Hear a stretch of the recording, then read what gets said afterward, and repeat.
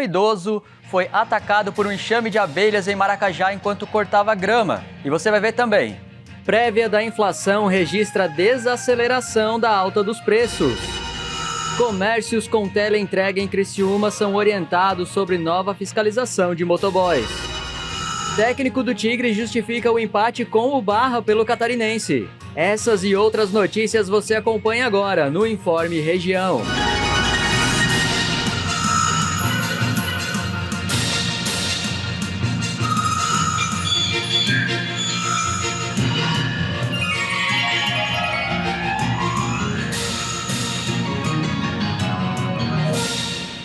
Boa tarde, está começando mais um Informe Região, hoje segunda-feira, dia 27 de janeiro, agora 1h16, seja muito bem-vindo.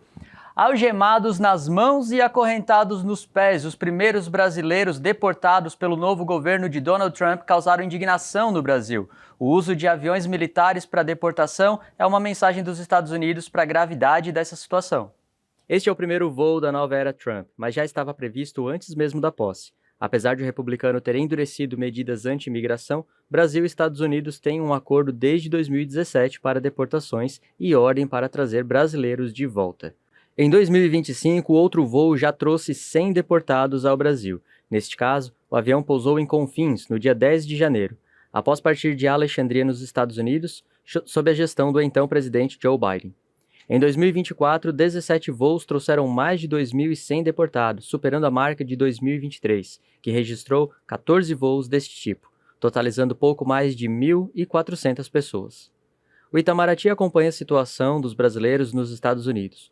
Os consulados brasileiros no país estão acompanhando de perto a situação dos brasileiros para avaliar algum tipo de assistência. A Casa Branca anunciou que já realizou 538 prisões e centenas de deportados nos últimos 4 dias. Trump assinou decretos de emergência nacional relacionados à migração assim que assumiu a presidência. Ele anunciou o envio de tropas à fronteira sul e disse que deportaria milhões de pessoas que estão ilegais no país. O serviço de imigração foi denunciado por prefeitos. Na quinta-feira, o prefeito de Newark, em Nova Jersey, Ras Baraka, disse que agentes do Serviço de Imigração e Alfândega invadiram um estabelecimento local, detendo moradores e cidadãos sem documentos e sem apresentar uma ordem judicial. Imagens divulgadas pela secretária de imprensa da Casa Branca, Caroline Leavitt, mostravam imigrantes algemados embarcando em um avião militar, enfatizando a mensagem de que entrar ilegalmente nos Estados Unidos acarretaria consequências severas. A utilização de aviões militares para deportação é uma prática que capturou a atenção do público, dado seu caráter pouco usual, e a mensagem política forte que isso envia. Esses eventos surgem em meio a inúmeras discussões sobre a política de imigração e segurança de fronteira nos Estados Unidos, destacando a abordagem rigorosa da atual administração. E um juiz federal norte-americano negou o decreto do presidente Trump de negar cidadania automática a filhos de imigrantes ilegais que nasçam em solo estadunidense. O juiz alegou que o decreto era, obviamente, inconstitucional, mas Trump disse que vai recorrer e ainda comentou contra a índole do juiz. O presidente americano Donald Trump disse nesta quinta-feira que seu governo vai apelar da decisão de um juiz federal que bloqueou temporariamente sua tentativa de restringir a cidadania por nascimento. Obviamente vamos apelar, e não há surpresas com esse juiz. O juiz John Kofenor afirmou que a ordem assinada por Trump é flagrantemente inconstitucional. Também nesta quinta-feira, o presidente americano assinou um decreto para desclassificar os arquivos sobre os assassinatos do presidente John Kennedy, de seu irmão Bob Kennedy e do líder dos direitos civis Martin Luther King. Os arquivos nacionais publicaram nos últimos anos dezenas de milhares de documentos relacionados com o assassinato do presidente Kennedy, mas retiveram milhares, alegando preocupação com a segurança nacional. Na última publicação, em dezembro de 2022, afirmaram que 97% dos registros de Kennedy, de um total de 5 milhões de páginas, já haviam se tornado públicos. O assassinato ocorreu em 22 de novembro de 1963. Agora falando de Brasil, o índice que faz a prévia oficial da inflação no Brasil mostra que a alta dos preços desacelerou, mas ainda desacelerou menos do que o esperado, e o setor imobiliário ajudou a equilibrar esse índice. O Índice Nacional de Preços ao Consumidor Amplo 15, considerado a prévia da inflação oficial do país, registrou uma alta de 0,11% nos preços em janeiro. Os dados foram divulgados pelo IBGE. Apesar da alta, o resultado representa uma desaceleração em relação ao observado em dezembro, quando registrou alta de 0,34%. Mas o número ainda está bem acima do esperado pelo mercado, que previa uma deflação de 0,02% para o mês. Com o resultado, o IPCA 15 começou 2025 com uma alta acumulada de 4,50% em 12 meses, que também representa uma desaceleração em relação aos 4,71% registrados em dezembro do ano passado. O indicador está no limite da meta estabelecida pelo Banco Central. O resultado foi mais uma vez pressionado pelo aumento nos preços de alimentação e bebidas. Segundo o IBGE, o grupo apresentou um avanço de 1,06% no mês. Outro destaque de alta ficou com o Grupo Transportes, que subiu 1,01% no período. A única taxa negativa veio do Grupo Habitação, que recuou 3,43% e ajudou a conter o índice geral no mês. Após reunião com o presidente Lula, o ministro da Casa Civil falou com a imprensa e revelou que o governo está estudando reduzir impostos de alimentos exportados. Após uma reunião convocada pelo presidente Lula para discutir possíveis ações que possam ajudar a reduzir os preços dos alimentos, o ministro da Casa Civil, Rui Costa, disse que o governo considera diminuir os impostos de alimentos exportados para que os preços caiam no mercado interno. Segundo o ministro, ao facilitar a importação desses alimentos, o governo contribuiria para aumentar a oferta do produto e, por consequência, a queda do preço. A equipe de Ministério da Fazenda ainda estuda medidas de aperfeiçoamentos da proposta para apresentar ao presidente Lula. Segundo Rui Costa, os eventos climáticos de 2024, como as enchentes no Rio Grande do Sul e as queimadas em estados do Centro-Oeste, prejudicaram a agricultura brasileira. Ainda assim, o ministro fez questão de garantir que, apesar dos ruídos ao longo da última semana, o governo não pretende intervir diretamente nos preços. Reafirmar taxativamente: nenhuma medida heterodoxa será adotada. Não haverá congelamento de preço, tabelamento, fiscalização. Ele até brincou, não terá fiscal do Lula nos supermercados das feiras, não terá rede estatal de supermercado ou de lojas para vender produtos. Isso não existe, isso sequer foi apresentado na reunião, nesta ou em qualquer outra reunião. A seguir, estabelecimentos comerciais com motoboys podem ter problemas a partir do mês que vem.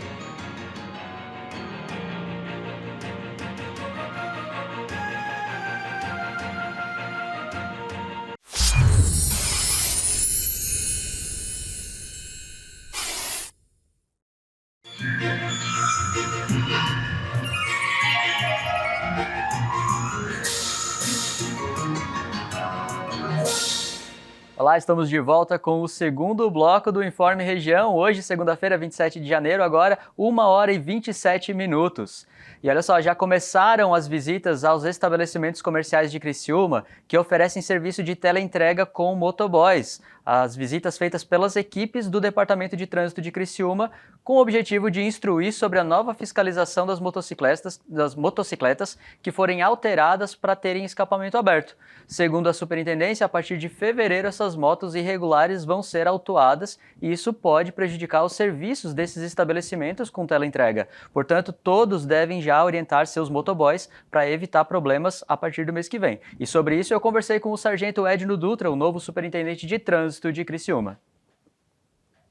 Do meu lado aqui está o sargento Edno Dutra, superintendente de trânsito de Criciúma, que vai falar da onde que veio essa necessidade e quais vão ser os próximos passos da superintendência. Bom dia, sargento. Como que funciona essa fiscalização e por que decidiram fazer esse tipo de intensificação? Bom dia, Jonathan. Bom dia a todos os espectadores da TV Primavera.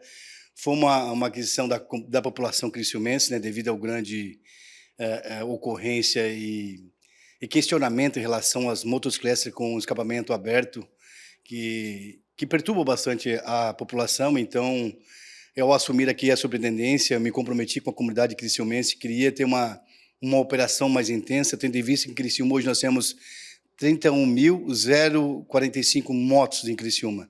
Então, se tu pegar aí 400, 500 motos que andam com uma descarga aberta, isso vai dar um barulho muito intenso, principalmente na noite, né? Muitos, não digo motoboy, né? Que o motoboy raiz é aquele motoboy que sai de casa às 6 horas da manhã, é casado, tem filho, sustenta sua família com a moto toda regular. E tem aqueles motoboy irregulares, que são os motoboys que trabalham numa empresa e depois das 18 horas vão para um lanche do seu João, da Dona Maria, e lá coloca a sua moto particular com um turbal na moto e sai para entregar lanche. Não sabendo os donos de lanche que muitos condomínios estão proibindo o tal motoboy entrar porque não querem mais barulho no condomínio. Isso é um prejuízo para o dono do estabelecimento. Nós estamos fiscalizando para quê? Para ter uma harmonia melhor entre a população e os motoboy. Essa junção que hoje não está bom, esse contato, esse comportamento entre o motoboy e a comunidade não está legal. Então nós temos que fazer a operação para que possamos ter uma sintonia melhor entre os motociclistas, motoqueiro e a população. Perfeito. Então, é uma demanda que surgiu da própria comunidade, incomodada com o barulho alto desses veículos. E você estava me falando antes também que tem uma alta demanda pelas famílias que têm pessoas com autismo aqui em Criciúma, que esse barulho também incomoda, também causa outros tipos de transtorno, certo? Exatamente, porque assim, a criança com espectro autista, muitos motoboy até deixam orientação a eles, quando vê o adesivo do espectro autista no veículo, diminui a aceleração. E até os próprios veículos não acelerem, porque às vezes a criança que está no veículo, no banco de trás, pode estar em crise e pode até causar um acidente, que a mãe vai se preocupar, o pai vai se preocupar com o filho com crise devido ao transtorno espectro autista. Isso causa um transtorno para os pais. Então, peço aqui aos motoristas mais atenção em relação a isso, porque a criança com espectro autista, eles merecem um respeito. Não só isso, o idoso que está na sua casa, os moradores de Criciúma que moram em condomínios, que meia-noite, 1 hora da manhã são acordados devido à descarga aberta. Então, peço a colaboração. É o que eu falo sempre, a Superintendência de Trânsito, eu não quero transformar isso aqui numa fábrica de multa, muito pelo contrário. Nós estamos usando a orientação, prevenção, depois vem a fiscalização e, por último, a execução de notificação. A multa para o nosso setor aqui de Superintendência de Trânsito é o último. Por quê? Porque cria um prejuízo. Às vezes o cara vai gastar um dinheiro com a notificação que poderia investir na sua família. Levar para passear, fazer um lanche, principalmente agora essa época de fevereiro e março, começa o início das aulas, vai ter um gasto os pais com material escolar. E muitos pais, a gente não quer notificá-los, mas queremos usar a legalidade, usar o CTB em favor da comunidade, e essa aproximação vai ser muito boa entre a Superintendência de Trânsito com a comunidade criciumense. O CTB, né, o Código de Trânsito Brasileiro, ele determina que é ilegal esse tipo de alteração nas motos. E por falar na multa aqui, eu tenho anotado que vai ser considerado uma infração grave no valor de R$ 195,23, um valor que aí pode interferir bastante no orçamento desse motorista. E durante a fiscalização, encontrando um motoqueiro nessa situação, qual que é o procedimento ali? Ele tem a moto apreendida? Como é que funciona? A moto é retida no local até ele resolver o problema. Se ele não conseguir resolver o problema, trocar o escapamento na hora, essa moto é removida para o pátio. Aí é um prejuízo para ele. Nós queremos, como eu falei, não queremos notificar ninguém. Nós estamos dando esse prazo até 2 de fevereiro para que o motociclista, o motoqueiro, ele resolva o seu problema. Sabe? Ele coloca a sua moto em dia, regulamentada certinho, para que depois não venha ter prejuízo de ter sua moto removida para o pátio e ele perder, às vezes, até um dia de trabalho devido a essa remoção dessa moto. Deixou um homem de 61 anos em estado grave na cidade de Maracajá, aqui no sul do estado. O incidente aconteceu na manhã de hoje, por volta das 8 horas, na rua Arcelino Farias, no bairro São Cristóvão. E segundo o Corpo de Bombeiros, o homem estava roçando a grama quando ele foi atacado pelo enxame de abelhas. Ele conseguiu chegar até o interior da casa, mas foi encontrado pela guarnição em estado grave, com diversas picadas pelo corpo e sintomas de choque anafilático, que é uma reação alérgica que pode chegar a ser fatal. A equipe de resgate que atendeu a ocorrência foi acionada rapidamente logo após o ataque e a vítima recebeu os primeiros atendimentos no local e em seguida encaminhada com urgência para o Hospital Regional de Araranguá. Pessoas próximas relataram que o ataque aconteceu enquanto o homem realizava os trabalhos de limpeza no quintal da casa. As guarnições do Corpo de Bombeiros de Forquilinha e de Araranguá participaram dessa ação. Os especialistas alertam que ataques como esse podem ser extremamente perigosos, especialmente para pessoas que têm alergia a picadas de insetos. É recomendado evitar movimentos bruscos perto de abelhas e sempre chamar profissionais para a remoção do enxame em caso de risco, como, por exemplo, os bombeiros. Mais detalhes sobre o estado de saúde da vítima devem ser divulgados pelo hospital nas próximas horas. E a natureza surpreendeu Criciúma na sexta-feira passada com uma forte pancada de chuva que causou alagamentos em diversos pontos e, graças aos ventos fortíssimos, encharcou muita gente. Inclusive eu mesmo estava indo para casa e de repente, em questão de 5 a 10 minutos, fiquei todo encharcado, meu guarda-chuva quase não deu conta. Felizmente, a Defesa Civil de Criciúma não teve registro de nenhuma solicitação por enchente ou outro sinistro relacionado à chuva. E tão intensa quanto chegou, rapidamente a tempestade passou. E o clima dessa semana promete algumas novas pancadas de chuva em meio a ondas de calor. Confira agora a previsão do tempo dessa semana para não ser pego de surpresa. Na terça e quarta-feira, a previsão é de sol com algumas nuvens, mas os moradores devem se preparar para chuvas rápidas durante o dia e também à noite. As temperaturas continuam elevadas. As mínimas aumentam de 22 para 23 graus, enquanto as máximas diminuem de 29 para 28 graus, e umidade que chega a 89%. Já na quinta e sexta-feira, o cenário muda levemente. O sol aparece pela manhã, mas logo dá lugar às nuvens e à chuva que deve se estender durante a tarde. Apesar dessa instabilidade, as noites prometem tempo seco. As temperaturas permanecem amenas, variando entre 23 e 28 graus na quinta e 21 a 25 na sexta-feira. Prepare-se para enfrentar as mudanças climáticas dessa semana com roupas leves para o calor, mas sem esquecer o guarda-chuva, essencial para lidar com as chuvas passageiras que marcam os próximos dias na região. As informações são do Clima Tempo. E a seguir, o técnico do Tigre justifica o empate contra o Barra no Campeonato Catarinense.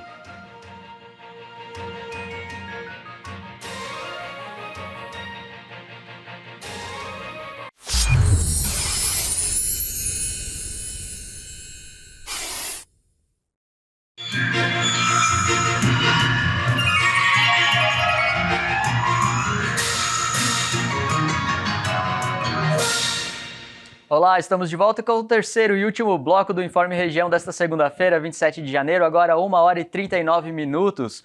E o Criciúma Esporte Clube está garantindo o futuro do futebol feminino com a renovação de 2 importantes patrocínios que prometem impulsionar essa modalidade em 2025. O futebol feminino do Criciúma Esporte Clube recebeu um importante reforço com a renovação de 2 patrocínios que são fundamentais para o desenvolvimento da modalidade. O clube oficializou a continuidade da parceria com a MDJ pelo 5º ano consecutivo e também renovou o contrato de patrocínio master com a Cardio Millennium, garantindo a marca da clínica no espaço principal da camisa das meninas carvoeiras. As cerimônias de assinatura dos contratos foram realizadas no estádio Heriberto Wilson e contaram com a presença do presidente do clube, Walter Minotto, do vice-presidente, Guto Silva, da diretora de futebol feminino, Jordana Zeferino, da técnica Bina Cassol e de outros integrantes da equipe e do setor comercial do clube. Jordana, que também é proprietária da Cardio Millennium, destacou a importância das parcerias para o futebol feminino. Segundo ela, esses patrocínios vão além do financiamento, representando investimento no potencial das atletas e na construção de um futuro promissor para a modalidade. A MDJ segue como parceira do clube, oferecendo seus serviços na áreas de segurança, portaria, limpeza e muito mais, refletindo sua missão de contribuir com a comunidade local. Já a Cardio Millennium, referência em cuidados cardiovasculares, continua apoiando o time e incentivando o esporte feminino na região.